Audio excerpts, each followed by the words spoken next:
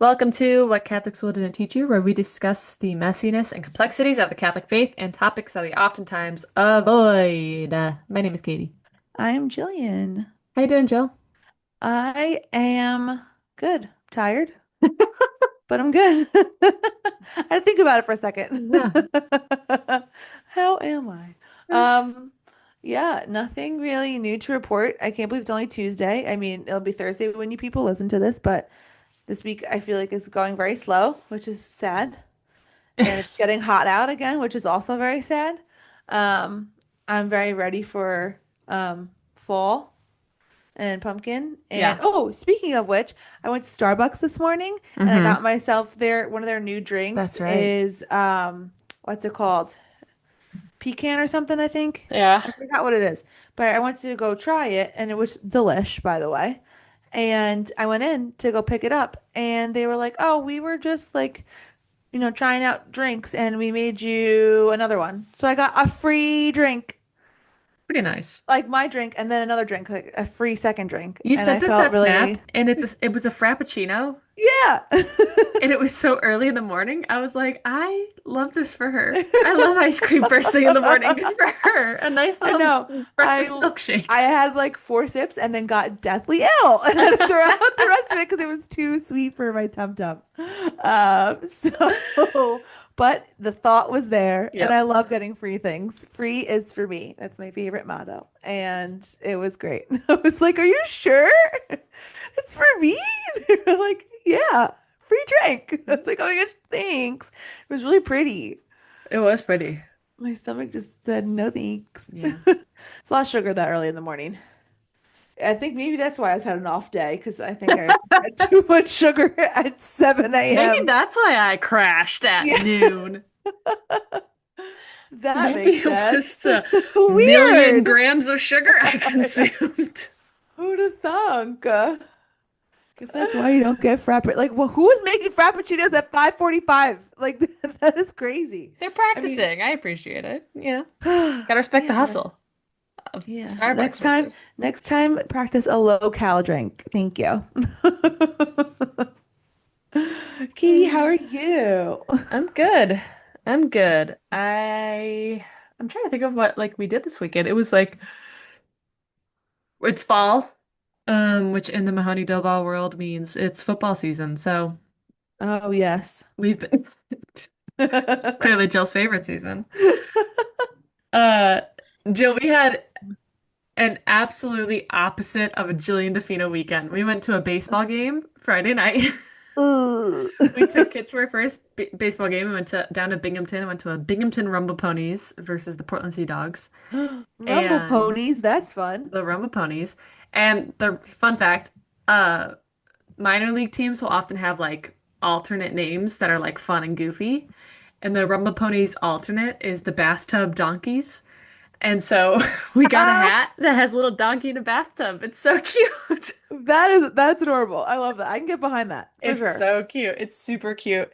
Um, so yeah, we went to kids' first baseball game, which was a blast. And then Saturday was like, yeah, just football and football, more football. And Sunday was more football and football and football. And then I went to work and then came home and there was more football. And so it's good. Like I wouldn't say I'm like Yeah. a fanatic of football, but I just love having it on in the background. Like it's just very homey to me because I think my brothers love Yeah. but they will watch any and all sports and any and all sports were always on growing up. So it's just like nice to like I don't even know who's playing.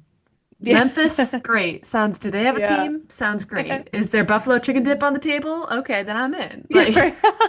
I did make buffalo chicken dip for myself on Sunday oh, it's so because Rich good. was on a golf trip the whole weekend. And that was the other thing that made me laugh because because Rich is an Eagles fan. I guess I would say we're Eagles fans because I guess I'm happy for whoever's The happy, biggest Eagles like, fan in the world, Jillian DeFina. yeah, That's what I'm yeah, I hearing. know, right? Super big. So like I don't really care, but I like when everyone's happy, so I guess go Birds. And but like he watches the other games too. I was like, but the Eagles aren't playing. He's like, okay. And I was like, so why are you watching Because these it's football. games? It's fun. Yeah, I guess so. I don't know. That's I guess It's Just fun to not my armchair journey. quarterback. It's fun to sit there and be like, oh man, he got to make that catch. Yeah. Basically you just say that anytime somebody drops the ball and Yeah. people are like, wow, they're avid footballers. Right. And at least that game they played the Chiefs, so that, everything was about Tay Tay and her Mm, fiance. and her fiance. But the Eagles did beat them, so sorry, Tay. Yeah, that's for the best. We're out on the Yeah. Chiefs. Yeah. The world All is. right. Is it really Travis's last season? I I don't heard know. that somewhere. I don't know if that was I think true, they've if been that was saying just that for lying. years. Yeah. But if they stinkeroo, he probably won't leave on a stinkeroo season. I don't But who knows? know. All right, should we get into our topic for today? We shall. We shall. So going back to our OG content creator, Riley Duggan, Casey. Um, Wow, I haven't called her by her maiden name in I know, I seven don't know years. where that came from. Whew, never forget. Anyway, so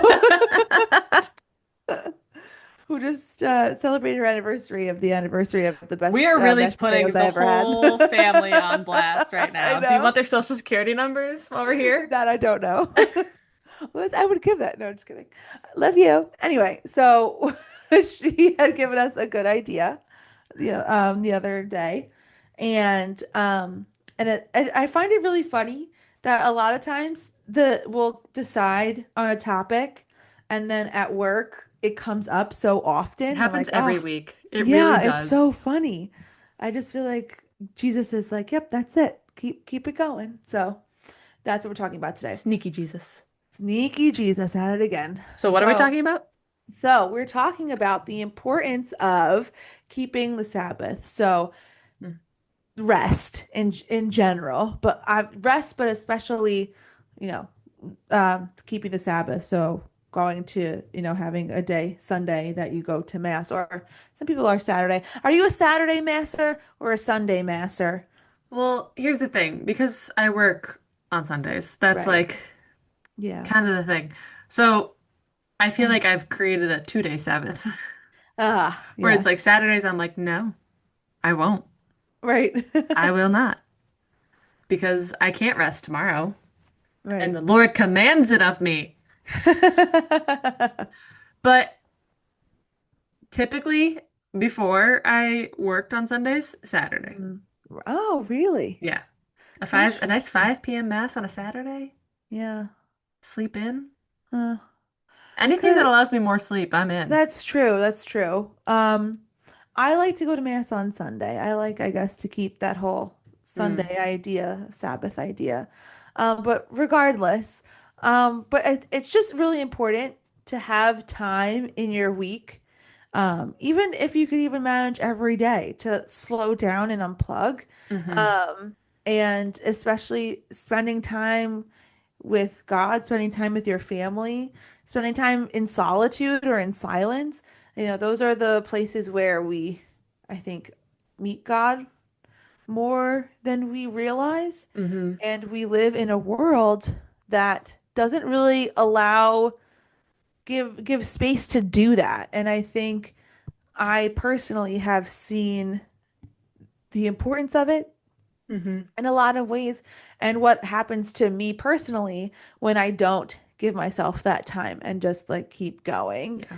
And I think that also bleeds into our spirituality and our prayer life, with this idea that we need to be doing something Hmm. to either be loved by God, or for our prayer to count, quote unquote count, um, or fill in the blank of how of that whole idea. But I think I see that a lot in spiritual direction, of people feeling like, I have to be saying like 50 Hail Marys Hmm. and doing all these things and making sure I'm spending time in chapel. It's not good enough to just be silent. I have to do something. I have to put on a program. I have to do XYZ. You can also just be. You can Hmm. also just do nothing and sit in silence and find God in that as Yeah. well. And I think when we let ourselves believe that we need to be doers instead of beers, we also kind of miss out on a lot of kind of the mundane moments that God meets us in Mm, our day to day. yeah. And that ties so well into our episode last week too, which if you haven't listened to, go on back about what it looks like to have a relationship with Hmm. Jesus. Yeah. I like that being what does it mean? What does it mean to be a doer versus a beer? And Right. obviously, in our faith, we're called to act in a lot of ways. Right. We're called to serve one another. We're called to love one another. We're Right. called to pray. We're called to, um, you know, do certain things, obviously. But when it comes to God, what we're called to do is exactly what you're saying, Jill. Just be in the presence. Hmm. And sometimes it doesn't look like saying the rosary. Sometimes it does. And if that's how you connect, if that's how you rest, if that prayer brings you comfort and peace and connection to God, then absolutely say as many as you want. If it Right. doesn't work, don't force it. It's like Hmm. anything else in this world, right? I can do 150 sit-ups a day, but if I'm not seeing the results, if I'm not feeling healthier, then what am I Right. doing? I'm going to move Right. on to something else. Right. Find what works for you. That being said, the idea of the Sabbath, resting on the Sabbath, and connecting with God on the Sabbath, I think in our culture has become such a chore. Yeah. Sometimes I think, I know I do, when I think of like, oh, I'm required to do something. Oh my gosh, I have to do something. It's now Right. a chore in my mind. Hmm. It's like, well, I would love to check Instagram, but I'm not allowed to. And that's also not like what we're saying. Like check Instagram if that doesn't disrupt your connection or your rest, Right. fine. Um, but thinking back to like, your childhood when you're thinking about the weekend, it's like, oh my gosh, I have to wake up and I have to go to mass and like now the weekend's over because I have to get dressed up and go to mass Right. and come home and do my homework and mow the lawn or clean my room or do whatever. And I think we carry that, at least I carried that into adulthood a little bit. Hmm. Like, oh my gosh. And especially now because I work on Sundays, it is a little bit like, the quote unquote Sunday scaries, right? Right. Of like, oh my gosh, I have to work tomorrow. I gotta go and I gotta get the food. And what did I order enough food? I don't know. Do we have paper plates? I should probably go get paper plates. If I don't have paper plates, can I buy paper? Do we have some in there? No, I don't think we do. I need a tin. I need tinfoil. Do we have tinfoil? I think we have tinfoil. Like it becomes a whole Right. like starting at like Yeah. 7 a.m., where it's Right. like I'm not Yes. resting anymore because now I'm thinking of all the chores that I have to do in order Exactly. to start to connect with God. Right. Yes. And that barrier to entry is so removable. Yeah. It's like That's so it's like a true. Lego fence. Like I could easily knock that down. I'm choosing not to. Yeah. If I just took the time in the morning before I went to mass, before I worked mass, right? I've recently, we started going to mass in the morning as a family and then I work mass. And that change in our schedule has completely shifted my Sunday. Of like, yeah, it's still full and I'm still busy, but I felt so much more rested Hmm. the day we did that versus this past weekend we weren't able to do that. Right. And it's like, well, because I was able to, and it's not like mass is restful with a 9-month-old, like, you Right. know, but like I was Yeah. able to have my own time to be ministered to. Right. And that's so vital. Like, what is it that feeds your soul Right. and helps you connect with God? Yeah. That's what we're talking about when Right. we're talking about, a Sabbath day, resting on the Hmm. Sabbath. Right. And I also feel like we live in, a society right now that intertwines our worth with our productivity. Oh, yeah, And that absolutely. if we're not doing the most, then what are we doing? Hmm. Idea. And so if you do give yourself the permission to rest, there's so much guilt and shame and like surrounding that of like, I should be doing something. I feel so lazy. Fill in the blank of just negative self-talk that Hmm. gets um put in those places, especially, we live very fast-paced life, and naps are fantastic. So sometimes we just need a nap. Yeah. And I can't even tell you how many times that like my husband will wake up from a nap and be like, "Oh, I'm not productive. This is so," and he'll be like so Kicking hard himself. on Yeah. himself. And it's like your body clearly needed a rest. Hmm. Like give yourself the space to rest. Like it's super important because if we're, taking scripture into account, our bodies are our temples, and if we're not taking care of it, and or taking care of it is an action of taking care of God as well, because Hmm. you can't be an example of God's love and mercy and grace in the world if you are cranky. Hmm. Right. Like you can't, and you're not the best version of yourself. Like you need to listen to your body. Yep. Because if someone else came to, like, 9 times out of 10, if I went to my husband and was like, I'm exhausted, he'd be like, go take a Yeah. What nap. would he say? Like, Exactly. but when it comes to yourself and saying it to yourself, it's like, no, I have that, like you were saying, I have this laundry list of things I have to do, and it's so selfish, or, whatever. I can't be taking a nap, but you need to prioritize taking the self-care Hmm. and taking care of yourself too, because like you were saying before, nothing is worse than feeling obligated to Hmm. pray, feeling obligated to go to church. It Like doesn't you mean, I mean, not that it doesn't mean anything, the obligation, like, but like we said last week, like, is it obedience? Like, is right, that what we're prioritizing here? Or is what we're prioritizing like a beautiful, full relationship? right, exactly. Because and I think that was one of the things that when I was going through it couple like 2 years ago, and giving myself this like the space when I was, saying, in the last pod of just like trying to figure out this, like where my relationship with God fit or how I was going Hmm. to continue and all of that stuff, giving myself the space to not feel forced that like I had to drag myself to mass when like that's just really wasn't where my heart was, Hmm. and t finding new ways to relate to God, to not say just like chuck it all out the window, but like Yeah. going through a phase where I didn't just like make myself do what I physically felt like I couldn't, Yeah. and knowing that I would come to resent it. And Hmm. I didn't want to resent God or to resent Mass or to resent any of these things. So giving myself the space to take care of myself in whatever ways I needed was so helpful, not only just for my mental health, but also for my spiritual health as well. Hmm. Like having it be something that like I love going to mass. I love that when I don't go, I feel like something's off. Hmm. That like, and for a while there, that wasn't the case, but I knew that I can get back to that if I didn't just like pound myself into the wall of like, you have to, this is the Hmm. way, the only way that you can have a relationship with God, or that you can live your spirituality, or, and that just wasn't the case. But I think because I gave myself the space, I'm now able to flourish and thrive in Hmm. ways that I don't think I could have if I didn't. Exactly. Yeah, 100%.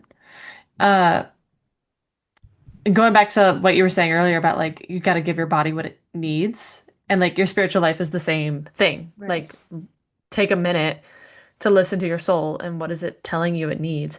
But today was kind of a weird day and Kit had kind of a weird nap schedule, and then I was like, okay, I'm gonna work out and I'm gonna work out and I'm gonna put her down for a nap and then I'm gonna work out. And then it took forever to get her down for a nap. And then when I finally did, I was like, okay, I'm gonna go work out. But I haven't slept great recently. She hasn't been sleeping great recently, and so I blinked, and it was time for her to wake up. I somehow missed that entire hour where I could have worked out, and I was like, I had the thought of I have a choice right now. I can beat myself up for not working out. Or clearly, because I didn't even know an hour had passed, my body needed to lay on the couch. I wasn't looking at my phone. Like I was just laying on the couch for an Right. hour, wide awake. This is like what my body needed. I have Mm-hmm. the choice of whether or not to beat myself up about this right now, Right. and I'm choosing not to. Right. It's the same thing with your soul, with your spirituality. You have the choice. Okay, I didn't go to mass this weekend because I overslept or I couldn't get myself there or whatever reason. Okay, you have the choice of you can beat yourself up about it, or like you were saying, like I can't stand mass right now. I resent the mass right now Mm-hmm. because of whatever reason. You have the choice, beat yourself up over it, or find what brings you rest Right. and allow yourself to lean into that for the time being. I'm not saying don't go Mm-hmm. to mass. Go to mass. The mass is beautiful. The mass Yes. is fantastic. The Right. Eucharist is the source of all life. Right. And also, Mm-hmm. if you need space, I think God gets that. Right. So find what does work for you. Mm-hmm.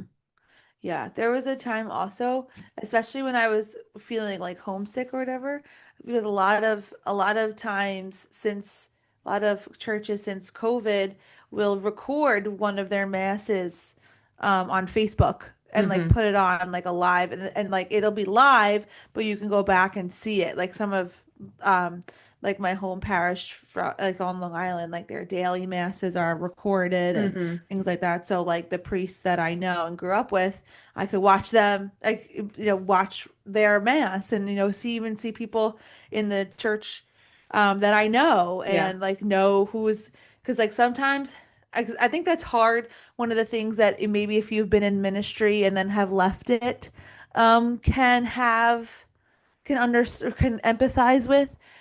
Um, or even just college too, like in college when you a lot of times with the chaplain or Hmm. the priest that preside, you get really close with them. And I'm definitely a very relational person, and Hmm. a lot when I know the priest personally, I get a lot more from mass than I do from a stranger. Not to say that all priests like can't give great homilies or things like that, but it just is something different for me for some reason. It just is more impactful when I know the person, when I Hmm. know the priest personally. Um, and so sometimes, especially when, it's hard with priests right now. Not every parish has a ton of them, Yeah. or there's like in our old parish where we used to live, there was like a specific priest that I just didn't enjoy Mm. being at that mass. And thankfully, we would know ahead of time like what the mass schedule, like who was presiding at what.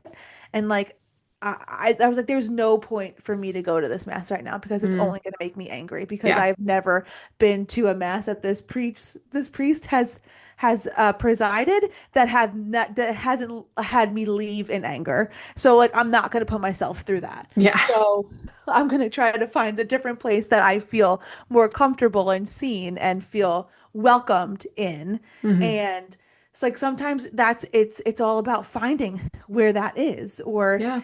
hopefully it could be in person, but like sometimes it's nice to be able to tap into my home parish's like Facebook page and see Father Tom do mass, Yeah. and or figure out where Father Love is doing mass around here and go see him. Yeah.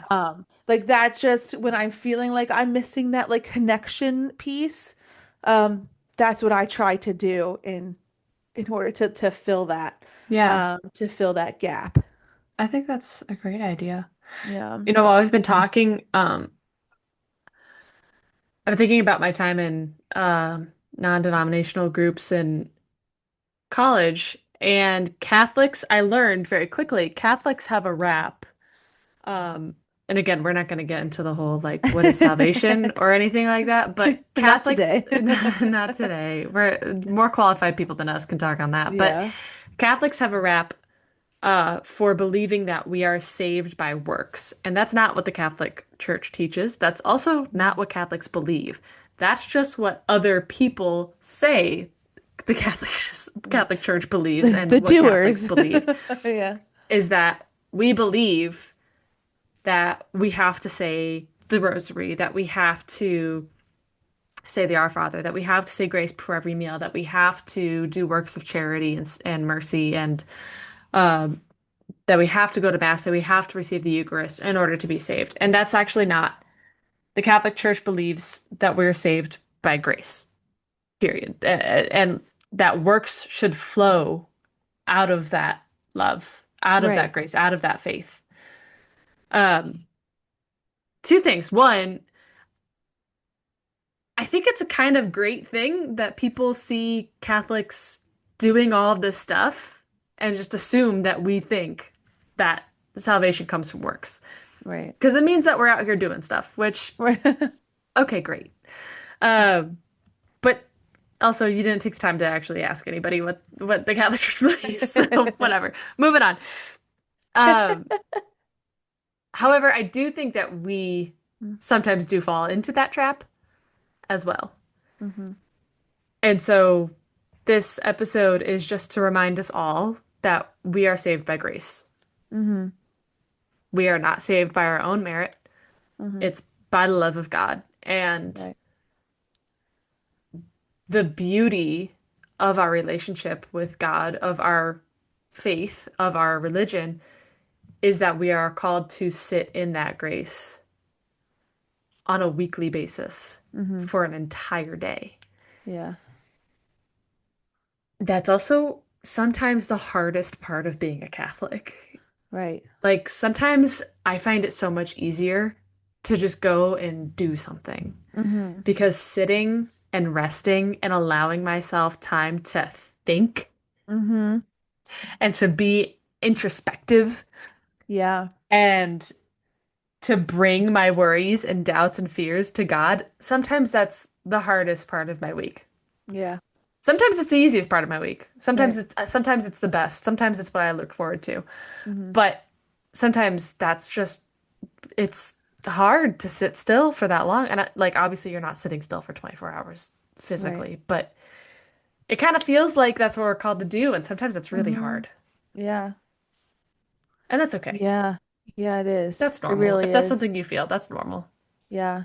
Because honestly, it's interesting that you brought that up too, because I used to feel like when I was probably like middle school, high school, and I would be alone. Hmm. So, especially because I think when other people had plans and like they went out and like were doing things and you weren't I wasn't included in that. Hmm. I would feel like I did something wrong. So Hmm. anytime so I equated being alone to being a failure, to being Hmm. unloved. And so I felt like I had to fill all of my time. And if I didn't, then that means something was wrong with me, that I wasn't loved or I wasn't liked or that I wasn't Hmm. accepted. And I had such a negative connotation with being alone that it was like very unhealthy. But it took a really long time for me to one even just recognize that, but then also understand the value of solitude Mm. and not filling your days and with things. Yeah, And it's okay. Not everyone's going to be invited to everything, and that doesn't mean anything for you as a person. I feel like I still have to remind I myself that, know. I know. especially like on when I have things, like I host something, Yeah. like I'm going through that right now. And Of you're like, well, feeling now I've like invited the entire town of Philly because I did them when I didn't want to feel left correct, out. because Yeah. exactly. I literally had this conversation today because I'm like, I know what that feels like, and Hmm. I never want someone to feel unwelcomed because of me. Yeah. Like that just makes me sick. And my coworker was like, it's not that deep. I was like, and she was like, maybe we're projecting. I was like, rude. Um, How dare accurate you and rude. astutely Yeah. hit the nail on the head? How dare you? Yeah, so rude. Anyway, but um yeah, so I just think it's really important to see the value in Hmm. solitude. I mean, look at all, I mean, Jesus and the saints, like so many saints took to the mountains, took Hmm. to wherever, the desert to be alone and to really sit and be. When Hmm. I was in high school campus ministry with the leaders of the retreat, I would make them sit in the room together in silence for 5 minutes to start the the prep Yeah, meetings. I would make them sit in silence it's pretty for five brilliant. minutes because they were so uncomfortable with silence that they couldn't handle even just sitting in silence. But when you're in Hmm. a small group and you're leading a small group and you're talking about something really deep and you can't sit in silence, you're going to be sitting there like, well, Susie's not talking and neither is Joe, and now I need to fill the gap when in actuality they're trying to take a minute to understand what it is that they're feeling to be able to articulate to the group. Yep. And when you try to fill in those silences instead of just allowing there to be space for quiet, like you miss out on so much. Yep. Like it's okay for their like not even just to be alone, but in a room. That's like one of my favorite things. Why I love. I've been on a silent retreat when I was in a Jesuit volunteer corps. They had a silent retreat. It was like 5 days. That was like honestly the closest I felt to everyone in my cohort because I didn't wasn't feel pressured to have to speak to them. Like we could Mm. literally just eat a meal together in dead silence and just like be in each other's presence. And it was incredible. Incredible. I loved it so much. I really need to do another one because I really think that did so much for me. But I can't even tell you that even with teaching too, like it's hard to sit in the uncomfortable, Hmm. in the silence, but because we know in maybe past experience we've equated that to be if it's quiet, then like the person doesn't like me because there's nothing to talk about and that this is not going well. But that's not always the case. Yeah. No, I totally agree. And the processing that happens in that silence for Mhm. everybody involved is Yeah. crucial to your growth as uh, a person, to your Yeah. growth as in your faith. Hmm. Um, I was thinking while you were talking about what are like your best days with your best friend, or your best days with your partner, or Mm. with your sibling. And they're always in my brain. Like the best times that I've had with those people are always the days when we're just laying on the couch, like Hmm. maybe watching TV, Yeah. maybe we're talking, maybe we're not, maybe we're Hmm. just being together. Those are truly my favorite memories Yeah. of some of the people that I love the most in this world. And that's so, it sounds so boring, but like those are the moments that brought us so much closer. Like I'm thinking right now about, our friend Abby's 25th birthday. I went back out. I had just moved from Boston to Ohio, and I was very sad to be leaving Boston. And so I came back for her 25th birthday. And there was a whole day where we did nothing. We sat on the couch and we watched every John Mulaney special we could find. And I don't even think we really talked. We just like watched this TV show that we loved Yeah. together and we watched this comedian that we loved together. And that was the whole day. That was one of the best days of our friendship. We still talk about that day of like, that was a great Yeah. day. And nothing happened. Right. And it didn't seem like anything deep was happening. I didn't bring any huge concerns to her. I didn't have this huge crisis that I had to talk through. She knew Mhm. where I stood in my life. I knew where she stood in her life, and we just sat together for a full day.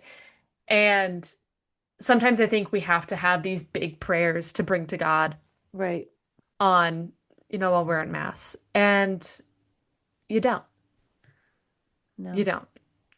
Yeah. All God is asking is for a day where we're taking care of, where we're prioritizing our health and our rest and our relationship with God Hmm. and whatever that looks like. Right. You don't need to be bringing, hey, I'm bankrupt and I really need your help to God every week. You can just be bringing, I'm really tired. My kid Hmm. didn't sleep great this week. Or like everything's great. Thank you. Sounds great. Yeah. We had, I've been pushing for the last couple of years at my job to bring adoration back, Eucharistic adoration back, um, to campus, and we haven't had it since before COVID. Mm. And there was some concern about if it would be worth it. We don't have a tabernacle in our chapel, so I'm trying to figure out how to get the Eucharist there and where we would store it and how we would repose it and all this stuff has was kind of it was a lot of work and it took a lot of prep to like figure that out. But the students kept asking for it, so I kept asking for it. And we finally made it happen. This Sunday was the first Sunday we were able to do that. And I kept saying it'll be worth it for two students. If two students stay, this will be 100% worth it. Mm. 30 students stayed. More than half of who Wow. came to Mass stayed. And people had journals, and if they didn't have journals, they were pulling out pieces of their notebooks to like take notes on. And everybody sat in silence for half an hour together. Wow. And it was the most beautiful moment of my time at Ithaca College so far. It was Wow. fantastic. And I was so obviously relieved of like, oh, thank God, it was worth it. Yeah. Um, and obviously a little that like validated of like, wow, Right. like, okay, I was right. But I wasn't right because I wasn't the one pushing for this. The students were right. The Right. spirit was right. I just happened to be the vessel through which those two things were working. Right. But to see these people, they come to mass and these students, they come to mass because of one reason or another, and they kind of have their heads down, and they don't really make eye contact, and they don't really want to talk, and they don't really understand, like, how does a line work to get to the Eucharist, and how do I pass this basket around, and where Right. do I find the books? Like, there are just things that they don't always get, and sometimes they're a little bit awkward. And so to see them all feel totally comfortable sitting in complete silence with their own thoughts for 30 minutes, and then as they left, say, "This was fantastic. Thank you so much," Mhm. was so in heart was just it just felt so good of like, oh yes, like we're doing something right. The spirit's working. Yeah. And then I realized that that gave me 30 minutes, and it was really nice. That's awesome. I love that. Jillian, I have a question for you. Answer for you. What prayer or scripture or meditation or ritual is bringing you the most peace these days? Ah, easy answer for me. Oh. Litany of trust. Oh, well, that's always your answer. I know because it always is.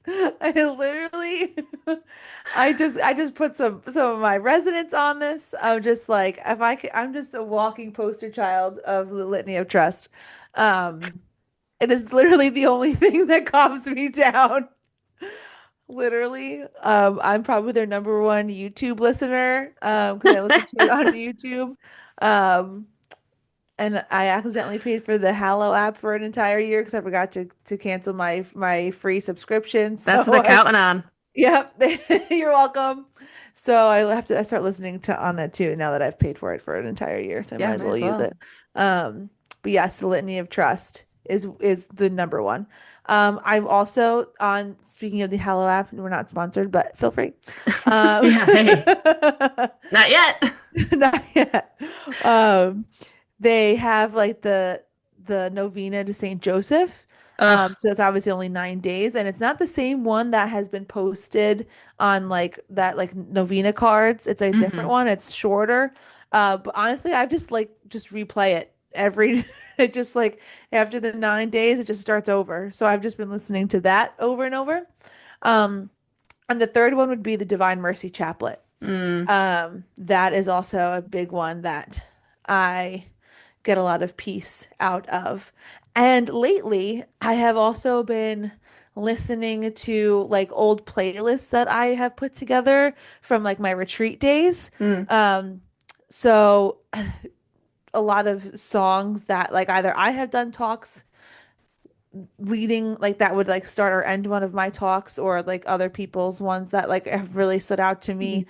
So like that has been like really wonderful, especially hearing songs that I was listening to when I was like really going through it. And then Hmm. feeling now that I'm like out of that place has been really nice to have like a reminder of like, wow, like we came this far. Like God journeyed with me and brought me out of, this time where I thought that I would never get out of. So that has been really helpful for me too, of a reminder Hmm. of, you know, of God's goodness and grace. So that's been really helpful for me too. It's great. What about you? So this a couple weekends ago, I was I don't know. I was on my phone. I was doing something. And have you heard of the 12 years prayer of No. Saint Bridget of Sweden? Huh. Okay. No, I have not. It's kind of long. And the whole point is that you pray it every night for 12 years. Uh, so it's also just like a long time. And it's a meditation. So Saint Bridget of Sweden was a mystic in Sweden. And she received this vision of Christ telling her to pray this prayer. And here are the four things that happen if you pray this prayer. Some of it was like, you and you'll be saved from purgatory and your family, and there'll be like four generations of blessings. Hmm. And I don't remember what the other two things were. But it's a meditation on the seven wounds of Christ. And typically, I don't love meditating on that gore. Mm, And like atonement theology is something I've kind of drifted away from in the past or in the mm, present. More toward liberation theology. mhm. But this prayer is something that you say every night. And like I said, it's a little bit long. But I started doing this.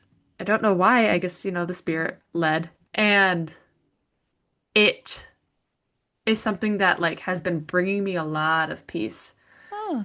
And again, I don't really love meditating on the gore of the crucifixion, but Mm, you say an Our Father, you say Hail Mary, and then you say this little short little like, you know, mhm, prayer. Eternal Father, from the unblemished hands of Mary and your divine Son, yada yada yada yada. And it's just, I don't know, it's just really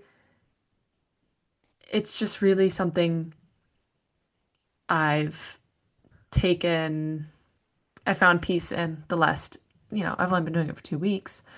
mhm. But I think this goes back to what we were saying earlier about like the obligation and like it's all about the attitude with which you go into it, right? Like if I wake up on Right. a Sunday and I'm like, oh, I gotta go to mass. I gotta get the baby ready, I gotta Jake ready, I gotta get Right. myself ready, gotta make sure Sky's okay, then I gotta go to mass. Then I gotta come home and then I gotta go to mass again. Like I'm not gonna get anything out of it. If I go into it with like this is something maybe I don't want to do it, but this is something that I know is going to bring me peace, or I Mhm, know is going to bring me joy, or whatever. You get something else out of it. And so there have been a couple nights where I've gone into this prayer and I've been like, it's so long, and I just want to lay in bed and watch The Office and drift off into a peaceful sleep. And I've kind of like had to stop myself and be like, but this prayer like helps you regulate almost. Like I don't know why it's working for me, but it is. It doesn't work for everybody, but it's working for me. And so I don't know. That's a very long huh. insecure answer. Why is that insecure? I don't know. I sound very insecure in my answer right now, I No, I feel. love that. I would love to. You have to send that to me. I would love to read it. It's a good little meditation. And Oh, I've been praying a lot to Our Lady of Good Remedy oh, because her feast day is the day before me and my husband's anniversary. And so oh, I figured we don't have a feast. Well, we probably do have a feast day on our anniversary, but this one's right. good too. So for the month of September, I try to pray Yeah. that every night. Oh, that's cute. It's a good one. That's also a good one. And St. Joseph, Yeah. can't go wrong. Oh, yeah. Absolutely. Yeah, ours is Saint Anthony. We were married on the feast day of Saint Anthony, which is pretty spot on because I lose everything. So I'm always praying to that man. If anybody ever doubts how Italian you are, they're It wasn't fools. intentional. They're fools. It wasn't That's like intentional. me getting married on St. Patrick's Day. That's just like ridiculous. Yeah, yeah. Yeah, yeah. So to close this out, we're going to remind you that on the seventh day God rested, Yep. and if it's good enough for God, it's good enough for you. So take your rest. Follow us on Instagram at what Catholic School didn't teach you _pod. Send us an email at Catholic School Guilt. If you want to be a content creator, you can too. Send us your topics, whatever you want to Please, hear. If you yes. want to talk about something, if you have a question, if you have a story, whatever, we'll take them. Send them our way. Yeah. Um, and yeah, rate, review, subscribe on Apple Podcasts. Send it to a friend. Send it to your mom. Send it to your aunt, your grandmother. I guess you could send it to men in your life as well if you wish. We're open to any listeners. And to close this out, we're going to All say the Our Father. right. In the name of the Father, Son, Holy Spirit, Let's Amen. read it. Our Father, who art in heaven, hallowed be thy name. Thy kingdom come, thy will be done, on earth as it is in heaven. Give us this day our daily bread, and forgive us our trespasses, as we forgive those who trespass against us. And lead us not into temptation, but deliver us from evil. Amen. Amen. Father, Son, Holy Spirit, amen. All right, everybody. Oops, sorry, I dropped that pen. Have a great weekend, everyone. Yes. Make good choices. Bye.